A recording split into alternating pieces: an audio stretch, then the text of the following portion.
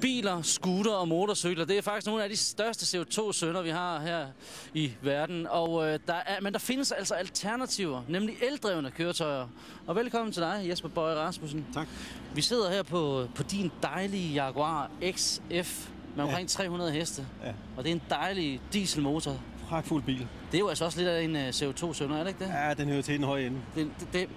Og jeg synes, vi kan ikke sidde her, uden vi lige skal kigge ned i hjelmen og sparke lidt på dækket her. Her er jo lidt af synderen, ikke? Dejlig bil. Ja. Kæmpe dieselmotor, pragtfuld bil, men... Men det bliver jo ikke ved, har jeg fået at vide.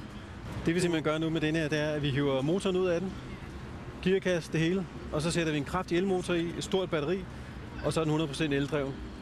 Kommer den til at køre lige så godt, som den kører nu? Fornemmelsen af at køre en Jaguar, den skal være intakt, og det bliver det også.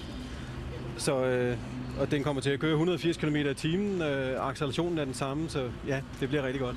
Hvad nu, hvis man har en stor, tung Volvo stående derhjemme, sådan en stor, tung Volvo stationcar ude i carporten, kan man så tage og smide motoren ud af den, og så komme en ny, frisk elmotor i? Altså, i princippet kan man godt. Der er også nogle entusiaster, der gør det, men det er dyrt, og det er altså heller ikke let.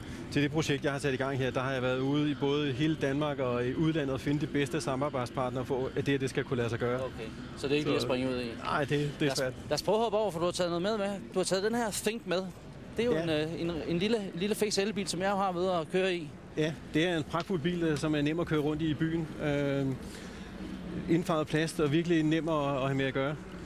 Og 110 km i timen, og hvor langt kan den køre på sådan en helt opladet? Lige under et par 100 km kan den køre på en opladning, og den lader op natten over, ikke? Og så er den jo klar til at køre hele dagen. Og det er 100% plastik? Ja, det er smadret. Der er i hvert fald meget plastik på den, så der er jo heller ikke noget, der hedder rust. Nej, og alle materialerne kan genanvendes, så den er virkelig miljøvenlig, denne her.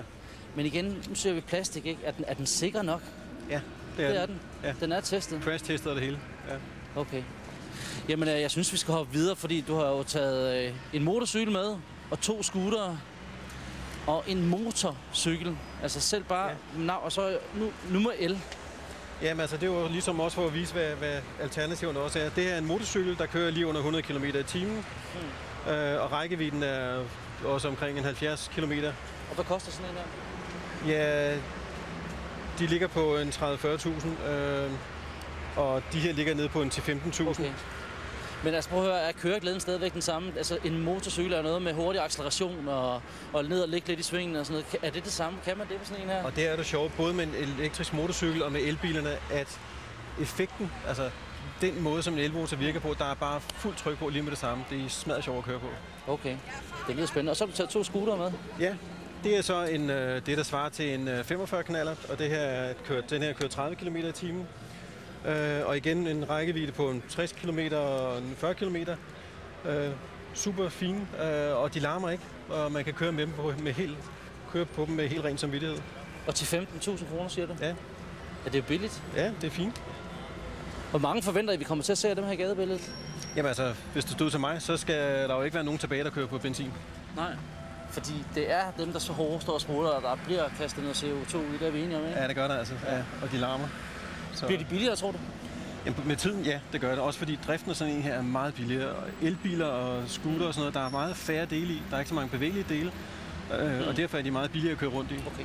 Og så skal vi altså til den her. Det er jo altså, jeg bliver nødt til at lige at hoppe ned i den.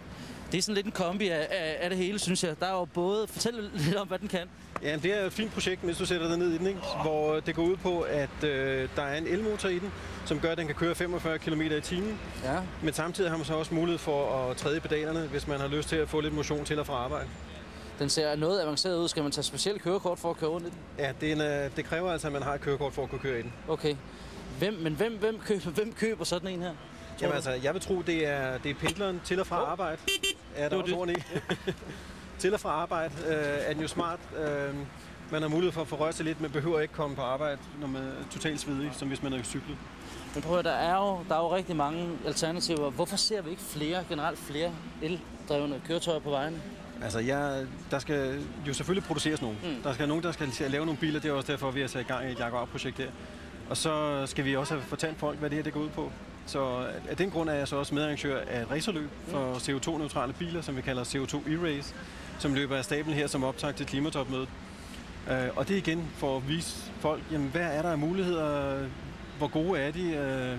Og de er jo gode. Altså, de er jo sjove at køre i. Så det er det, der er ideen. Jeg er i hvert fald personligt meget overrasket over accelerationen i den der lille thing. Det vil jeg lige skynde mig at sige. Inden vi startede, der fik jeg lov at træde lidt på den, og der er ryg i den. Der er ryg i den, ja. Tesla er jo det bedste. Et andet eksempel, der er på en supersportsvogn. Ja. Og den er sindssygt hurtig også, og virkelig skæg at køre i. Fantastisk. Jesper, tak fordi du kom, og held og lykke med Jaguar-projektet. Kom gerne forbi og giv mig en tur, når du er færdig med den. Det er en aftale. Tak. Tak.